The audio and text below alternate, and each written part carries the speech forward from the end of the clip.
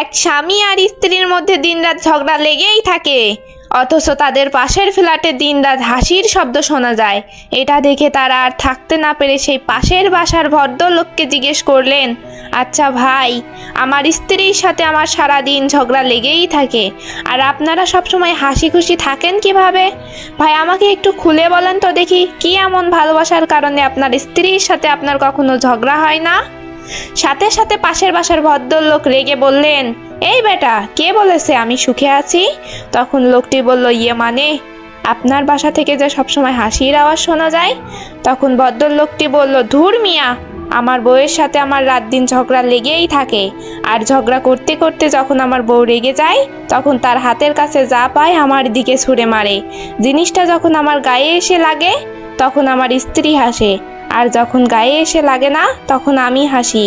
তাহলে বোঝো বেটা আমি কত সুখী।